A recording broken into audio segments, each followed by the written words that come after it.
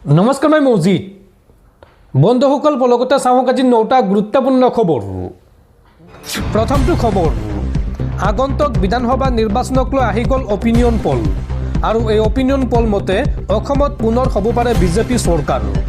এই সন্দৰ্ভত দুটাকৈ সংস্থাই প্ৰকাশ কৰিছে সমীক্ষা। মেট্ৰিক্স আৰু চাণক্য ষ্ট্ৰেটেজিছে প্ৰকাশ কৰিছে নিৰ্বাচনী সমীক্ষা। চাওঁ আহক এই সন্দৰ্ভত সবিশেষ। নিৰ্বাচনক লৈ আহি গ'ল অপিনিয়ন পল। প্ৰকাশ পালে মেট্ৰিক্সৰ প্ৰাক নিৰ্বাচনী সমীক্ষা। মেট্ৰিক্সৰ প্ৰাক নিৰ্বাচনী সমীক্ষা অনুসৰি অসমত পুনৰ এবাৰ বিজেপি চৰকাৰ অহাৰ সম্ভাৱনা।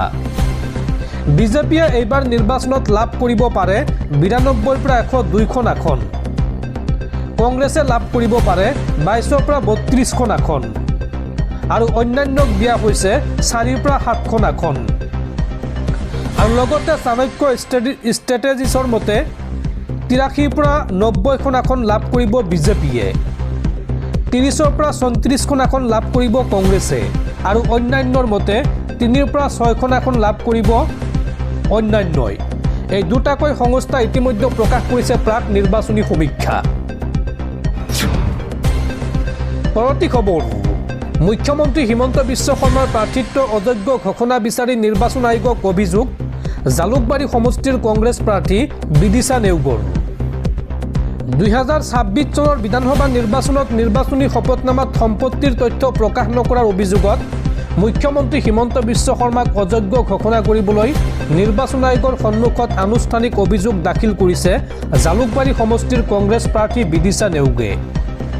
এক বিতং পত্ৰত নেওগে মুখ্যমন্ত্ৰীৰ বিৰুদ্ধে ভাৰতৰ বাহিৰত থকা সম্পত্তিকে ধৰি ইচ্ছাকৃতভাৱে সম্পত্তি আৰু ঋণৰ কথা লুকুৱাই ৰখাৰ অভিযোগ উত্থাপন কৰে। অভিযোগত দাবী কৰা হৈছে যে এনেদৰে লুকুৱাই ৰখাটোৱে জনপ্ৰতিনিধিত্ব আইনৰ অধীনত নিয়ম উলংঘা কৰে, য'ত প্ৰাৰ্থীসকলে সম্পূৰ্ণ আৰু সততাৰে বিত্তীয় সবিশেষ প্ৰকাশ কৰাটো বাধ্যতামূলক। আবেদনখনৰ মতে মুখ্যমন্ত্ৰী শৰ্মাই নিজৰ নামত কোনো স্থাবৰ সম্পত্তি ঘোষণা কৰাৰ বিপৰীতে তেওঁৰ পত্নীয়ে উল্লেখযোগ্য অস্থাবৰ আৰু স্থাবৰ সম্পত্তিৰ কথা উল্লেখ কৰিছে। কিন্তু নেওগে অভিযোগ কৰে যে ঘোষণাত স্পষ্টকৈ বাদ দিয়া আৰু গুৰুত্বপূৰ্ণ তথ্য গোপন ৰখা হৈছে, বিশেষকৈ শপতনামাত প্ৰকাশ নকৰা বিদেশী সম্পত্তিৰ সন্দৰ্ভত। অভিযোগত লগতে কোৱা হৈছে যে বিদেশত ৰখা সম্পত্তি, স্থাবৰ সম্পত্তি আৰু আৰ্থিক স্বাৰ্থ দুয়োটা গোপন ৰখা হোৱা বুলি দাবীক সমৰ্থন কৰিবলৈ নথিপত্ৰৰ প্ৰমাণ দাখিল কৰা হৈছে।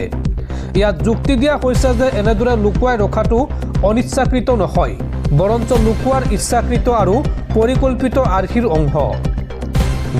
বিদিশা নেওগে শেহতীয়া বছৰবোৰত পৰিয়ালটোৰ সম্পদৰ ক্ষীপ্ৰ বৃদ্ধিৰ কথাও আঙুলিয়াই দিয়ে।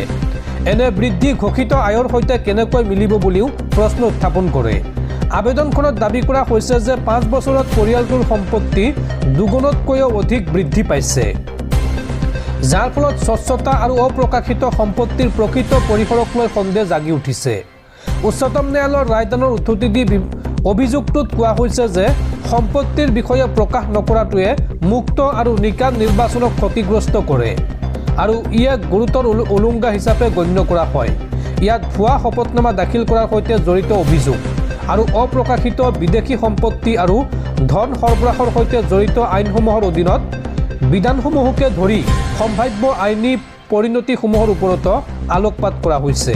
বিদিশা নেওগে নিজৰ আবেদনত নিৰ্বাচন আয়োগৰ পৰা তাৎক্ষণিক হস্তক্ষেপ বিচাৰি শপতনামাৰ সম্পূৰ্ণ তদন্ত, মুখ্যমন্ত্ৰীৰ মনোনয়ন প্ৰত্যাখ্যান হোৱাৰ সম্ভাৱনা, বিধি উলংঘা নিশ্চিত হ'লে অপৰাধমূলক ব্যৱস্থা প্ৰক্ৰিয়া আৰম্ভ কৰাৰ দাবী জনাইছে। অভিযোগত কৰ্তৃপক্ষক অভিযোগ কৰা বিদেশী সম্পত্তিৰ অধিক তদন্তৰ বাবে বলবৎকাৰী সঞ্চালকালয় চমুকৈ ইডি আৰু আয়কৰ বিভাগৰ দৰে সংস্থালৈ এই বিষয়টো প্ৰেৰণ কৰিবলৈও আহ্বান জনোৱা হৈছে। উল্লেখযোগ্য যে সোমবাৰে গুৱাহাটী মহানগৰ জিলা কংগ্ৰেছ কমিটিৰ সভাপতি স্বপন কুমাৰ দাসে ইডিৰ ওচৰত এক সুকীয়া অভিযোগ দাখিল কৰি বিশেষকৈ ডুবাই আৰু আমেৰিকাত বৃহৎ পৰিমাণৰ ক'লা ধন বিদেশৰ সম্পত্তিলৈ প্ৰেৰণ কৰাৰ অভিযোগ উত্থাপন কৰে। তেওঁ মুখ্যমন্ত্ৰী আৰু তেওঁৰ পত্নী ৰিণিকী ভূঞা শৰ্মাৰ বিৰুদ্ধে ধন সৰবৰাহ প্ৰতিৰোধ আইন চমুকৈ PMLAৰ অধীনত এনফৰ্চমেণ্ট কেছ ইনফৰমেশ্যন ৰিপৰ্ট চমুকৈ ECIR পঞ্জীয়ন কৰিবলৈ বিচাৰিছিল। পৰৱৰ্তী খবৰ, অসমত কোনো কাৰণতে বন্ধ নহয় মাইকত আজান দিয়া। মছজিদত এতিয়াৰ পৰা লগোৱা হ'ব এটাৰ পৰিৱৰ্তে 4টাকৈ মাইক। 4টা মাইকেৰে দিয়া হ'ব আজান। আটাচুৰ বিৰুদ্ধে এইবাৰ গৰজি উঠিল ইউনুছ তামুলী। ইউনুছ তামুলীয়ে কয় যে অসমত মাইকত আজান দিয়া বন্ধ কৰিবলৈ আটাচু কোন, এইবুলি আটাচুক প্ৰত্যাহ্বান ইউনুছ তামুলীৰ। পৃথিৱী ধ্বংস নোহোৱালৈকে আজান দি আছোঁ আৰু দি থাকিম। মাইকত আজান দিয়াক লৈ পুনৰ হুংকাৰ, মাইকত আজান দিয়াক লৈ পুনৰ এই হুংকাৰ ইউনুছ তামুলীৰ। ইউনুছ তামুলীয়ে কয় এটা দুটা নহয় 4টাকৈ মাইক লৈ আজান দিম। অসমত আজানত মাইক বন্ধ কৰিবলৈ আটাচু কোন। আটাচুক এইদৰে তীব্ৰ হুংকাৰ ইউনুছ তামুলীৰ। দৰ্শকসকল আৰু বহুতো গুৰুত্বপূৰ্ণ খবৰ আছে। তাৰ আগতে আপোনাক জনাওঁ যে যদি আপুনি এতিয়ালৈকে এইটো ভিডিঅ'ত লাইক কৰা নাই তেন্তে এতিয়াই ভিডিঅ'টোত লাইক কৰি দিয়ক আৰু এনেকুৱা ধৰণৰ ভিডিঅ'সমূহ নিতৌ চাবলৈ চেনেলটো ছাবস্ক্ৰাইব কৰি কাষত থকা বেল আইকনটো প্ৰেছ কৰি ৰাখক। পৰৱৰ্তী খবৰ, অসমত নিৰ্বাচনী প্ৰচাৰ চলাবলৈ আহি দুৰ্গতি কংগ্ৰেছৰ ৰাষ্ট্ৰীয় অধ্যক্ষ মল্লিকাৰ্জুন খাৰ্গেৰ। মল্লিকাৰ্জুন খাৰ্গেক প্ৰচাৰ সভাতে এৰি থৈ গ'ল হেলিকপ্টাৰে। মাত্ৰ 2 মিনিট সময় পলম হোৱাৰ বাবে হেলিকপ্টাৰে এৰি থৈ গ'ল কংগ্ৰেছৰ ৰাষ্ট্ৰীয় অধ্যক্ষ মল্লিকাৰ্জুন খাৰ্গেক। উল্লেখযোগ্য যে শ্ৰীভূমিৰ নীলাম বজাৰৰ পৰা শিলচৰ বিমানবন্দৰলৈ হেলিকপ্টাৰেৰে যোৱাৰ কথা আছিল মল্লিকাৰ্জুন খাৰ্গে, কিন্তু সভাৰ পৰা 2 মিনিট পলমকৈ অহাৰ বাবে হেলিকপ্টাৰে সভাতে এৰি থৈ গ'ল মল্লিকাৰ্জুন খাৰ্গেক আৰু অৱশেষত স্থলপথেৰে বিমানবন্দৰলৈ গ'ল কংগ্ৰেছৰ ৰাষ্ট্ৰীয় অধ্যক্ষ মল্লিকাৰ্জুন খাৰ্গে। পৰৱৰ্তী খবৰ, পৰিয়ালৰ লোকক চৰকাৰী ঠিকা দি এইবাৰ বিপদত পৰিছে বিজেপিৰ এগৰাকী মুখ্যমন্ত্ৰী। মুখ্যমন্ত্ৰীৰ পৰিয়ালে লাভ কৰা চৰকাৰী ঠিকাক লৈ হ'ব তদন্ত। অৰুণাচলৰ মুখ্যমন্ত্ৰী পেমা খাণ্ডুৰ বিৰুদ্ধে তদন্ত ঘোষণা উচ্চতম ন্যায়ালয়ৰ। পৰিয়ালৰ লোকক চৰকাৰী ঠিকা দি বিপদত বিজেপিৰ এগৰাকী মুখ্যমন্ত্ৰী। অৰুণাচলৰ মুখ্যমন্ত্ৰী পেমা খাণ্ডুৰ বিৰুদ্ধে হ'ব CBI তদন্ত। মুখ্যমন্ত্ৰীৰ পৰিয়ালে লাভ কৰা চৰকাৰী ঠিকাক লৈ হ'ব তদন্ত। CBI তদন্তৰ নিৰ্দেশ দিলে এইবাৰ দেশৰ উচ্চতম ন্যায়ালয়ে। মুখ্যমন্ত্ৰীগৰাকীৰ পৰিয়ালৰ লগত জড়িত কোম্পানীয়ে লাভ কৰিছিল চৰকাৰী ঠিকা আৰু এই সন্দৰ্ভত 2 সপ্তাহৰ ভিতৰত CBIয়ে কৰিব লাগিব প্ৰাথমিক অনুসন্ধান। এই নিৰ্দেশ দেশৰ উচ্চতম ন্যায়ালয়ৰ। পৰৱৰ্তী খবৰ, ৰাজ্যত পুনৰ আৰম্ভ হ'ব মিয়া খেদা অভিযান। অহা 4 মে'ৰ পৰা ৰাজ্যজুৰি চলিব মিয়া বিচৰা অভিযান। ঘৰে ঘৰে গৈ এইবাৰ বিচৰা হ'ব মিয়া।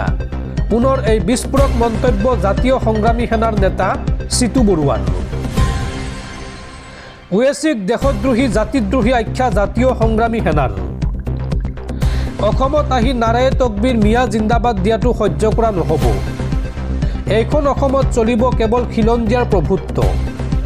অসমত মিয়াৰ এটা শব্দ নচলিব। অসমত নচলিব মিয়াৰ ৰাজত্ব। পুনৰ এনে মন্তব্য কৰিলে ওৱেচিৰ ঠেং ভাঙি দিয়াৰ ভাবুকি চিতু বৰুৱাৰ। অসমৰ মাটিত মিয়াৰ কোনো উপদ্ৰৱ সহ্য নকৰে জাতীয় সংগ্ৰামী সেনাই। নতুন চৰকাৰে অসমৰ পৰা খেদি পঠিয়াব লাগিব প্ৰতিটো মিয়াক। প্ৰয়োজন হ'লে মিয়াক এনকাউণ্টাৰ কৰাৰ দাবী। অখিল গগৈ আৰু গৌৰৱ গগৈক জাতিৰ দালাল আখ্যা চিতু বৰুৱাৰ। 4 মে'ৰ পৰা ৰাজ্যজুৰি জাতীয় সংগ্ৰামী সেনাৰ মিয়া খেদা অভিযান আৰম্ভ হ'ব আৰু এইবাৰ ঘৰে ঘৰে গৈ বিচৰা হ'ব মিয়া। 4 মে'ৰ পৰা আৰম্ভ হ'ব এই অভিযান। লগতে ইউনুছ তামুলীক তীব্ৰ সকিয়নি চিতু বৰুৱাৰ। চিতু বৰুৱাই কয় আমি পানী গুণ্ডালৈ ভয় নকৰোঁ। মিয়া সন্দৰ্ভত পুনৰ বিস্ফোৰক মন্তব্য চিতু বৰুৱাৰ। পৰৱৰ্তী খবৰ, অসমত চৰকাৰ সলনি নহয়। বৰপেটাত নিৰ্বাচনী প্ৰচাৰ চলাই এই মন্তব্য দেশৰ প্ৰধানমন্ত্ৰী নৰেন্দ্ৰ মোদীৰ। নিৰ্বাচনী প্ৰচাৰৰ অন্তিম দিন চুমু চাপি অহাৰ লগে লগে ৰাজনৈতিক দলসমূহৰ মাজত যুদ্ধংদেহী পৰিস্থিতিয়ে বিৰাজ কৰিছে। অন্তিম দিনৰ নিৰ্বাচনী প্ৰচাৰৰ বাবে অসমত বাখৰ পাতিছেহি প্ৰধানমন্ত্ৰী নৰেন্দ্ৰ মোদীসহ বিজেপিৰ শীৰ্ষ নেতাই। সোমবাৰে বৰপেটাত অনুষ্ঠিত এক বিশাল নিৰ্বাচনী জনসভাত অংশগ্ৰহণ কৰি প্ৰধানমন্ত্ৰীগৰাকীয়ে ৰাইজক কেৱল এখন চৰকাৰ গঠনৰ বাবেই নহয়, বৰঞ্চ নিজৰ মাটি ভেটি আৰু থলুৱা পৰিচয় ৰক্ষাৰ স্বাৰ্থত ভোটদান সাব্যস্ত কৰিবলৈ আহ্বান জনায়। সাহসীয় দলৰ হৈ নিৰ্বাচনী প্ৰচাৰ চলাই তেওঁ স্পষ্ট কৰি দিয়ে যে এই নিৰ্বাচন অসমৰ খিলঞ্জীয়া জনসাধাৰণৰ ভৱিষ্যত সুৰক্ষিত কৰাৰ এক নিৰ্ণায়ক যুঁজ। সভাত উপস্থিত থকা হাজাৰ হাজাৰ সমৰ্থকক উদ্দেশ্যি প্ৰধানমন্ত্ৰীয়ে কয় যে বিৰোধীৰ শাসনকালত অসমৰ মাটি আৰু সংস্কৃতি সদায় ভাবুকিৰ সন্মুখীন হৈ আহিছে। বৰ্তমানৰ চৰকাৰে অসমৰ থলুৱা ৰাইজৰ অধিকাৰ সুৰক্ষিত কৰাৰ দিশত নিৰন্তৰ প্ৰয়াস অব্যাহত ৰাখিছে বুলি তেওঁ গুৰুত্ব আৰোপ কৰে আৰু এই ধাৰা অটুট ৰাখিবলৈ ৰাইজৰ সক্ৰিয় অংশগ্ৰহণ অতিশয় জৰুৰী বুলি মন্তব্য কৰে। প্ৰধানমন্ত্ৰী মোদীয়ে লগতে উল্লেখ কৰে যে ৰাজ্যখনৰ উন্নয়ন আৰু পৰিচয় ৰক্ষা একেটা মুদ্ৰাৰে ইপিঠি সিপিঠি। সেয়েহে ভোটাৰসকলে নিজৰ অধিকাৰ সাব্যস্ত কৰাৰ সময়ত এই স্পৰ্শকাতৰ বিষয়সমূহৰ প্ৰতি সচেতন হোৱাটো অতিকৈ প্ৰয়োজন।